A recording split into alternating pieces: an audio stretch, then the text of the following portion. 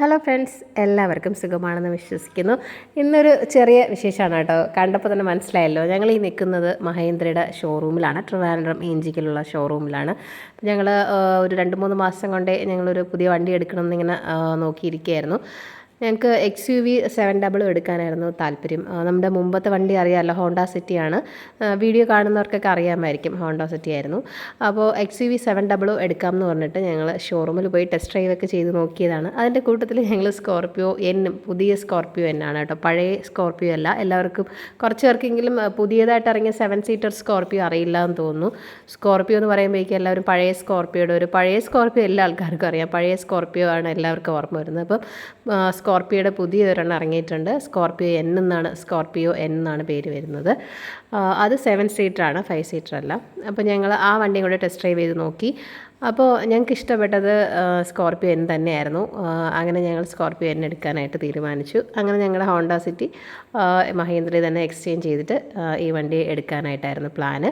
അപ്പോൾ അങ്ങനെ ചെയ്തു. അപ്പോൾ ഞങ്ങൾ ഉദ്ദേശിച്ച കളറ് വൈറ്റ്, ബ്ലാക്ക്, പിന്നെ ഒരു മിഡ് നൈറ്റ് ബ്ലൂ അങ്ങനെയൊക്കെ ഉണ്ടായിരുന്നു. മിഡ് നൈറ്റ് ബ്ലൂ എന്ന് വെച്ചാൽ എല്ലാവരും XUV 700 എടുക്കുന്ന ഒരു കളറാണ്. ഡാർക്ക് ബ്ലൂവും ഒരു നേവി ബ്ലൂവിൻ്റെ ഒരു ഡാർക്ക് ബ്ലൂ, ഒരു ബ്ലാക്ക് പോലെയൊക്കെ തോന്നുന്ന ഒരു കളറാണ്. രണ്ടും കൂടെ ഒരുമിച്ച് വരുന്നത്, ബ്ലാക്കും ഡാർക്ക് ബ്ലൂ ആയിട്ടും തോന്നുന്ന ഒരു കളറാണ്. അപ്പോൾ അതും പിന്നെ വൈറ്റ്, പിന്നെ ബ്ലാക്ക്, ഇങ്ങനെയുള്ള കളേഴ്സൊക്കെയാണുള്ളത്.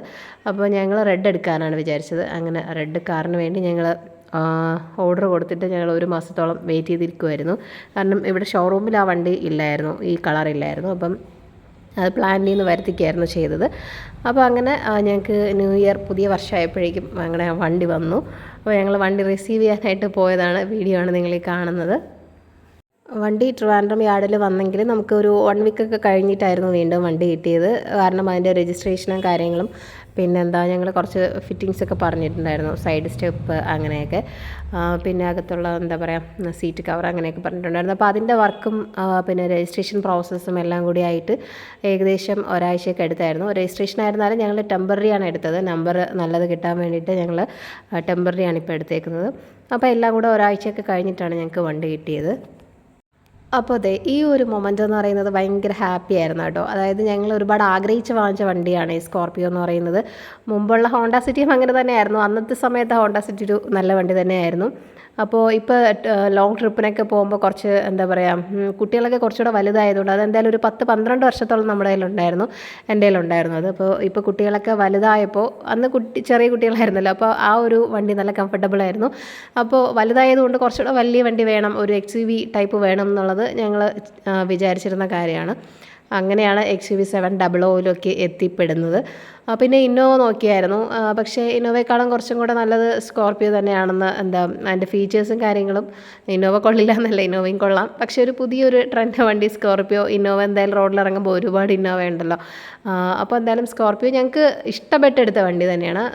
ഇന്നോവയെക്കാളും കുറച്ചുകൂടെ ഹൈറ്റൊക്കെ ഉണ്ട്, ഫ്രണ്ടിലായിരുന്നാലും ബാക്കിലായിരുന്നാലും ഇരിക്കാനായിട്ട്.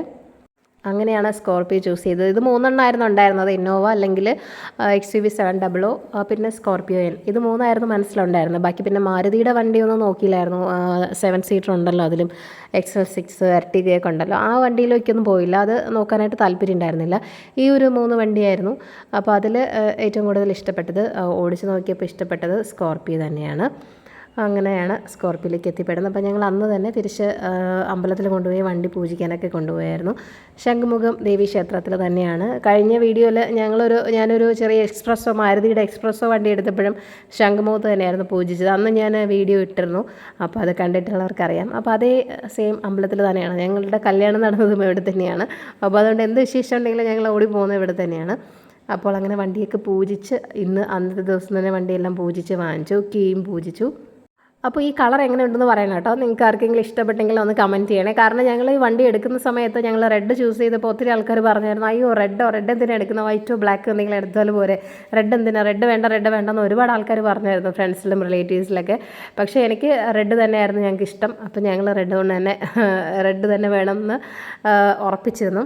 അപ്പോൾ എടുത്തതിന് ശേഷം വണ്ടി കണ്ടപ്പോൾ എല്ലാവരും പറഞ്ഞായിരുന്നു, നല്ല കളറാണ്, റെഡ് കൊള്ളാം, എന്തായാലും റോഡിൽ ഇറങ്ങുമ്പോൾ എല്ലാം വൈറ്റും ബ്ലാക്കും മാത്രമേ ഉള്ളൂ, ഇതൊരു വെറൈറ്റി കളറാണെന്ന് എല്ലാവർക്കും ഇഷ്ടപ്പെട്ടു. നിങ്ങൾക്ക് ഇഷ്ടപ്പെട്ടിട്ടുണ്ടോ എന്ന് കമൻറ്റ് ചെയ്യണം കേട്ടോ. അപ്പോൾ ഇത്രയൊക്കെയുള്ള വീഡിയോ. മറ്റൊരു നല്ല വീഡിയോ ആയിട്ട് വരുന്നവരേക്കും എല്ലാവർക്കും ടാറ്റ, ബൈ ബൈ.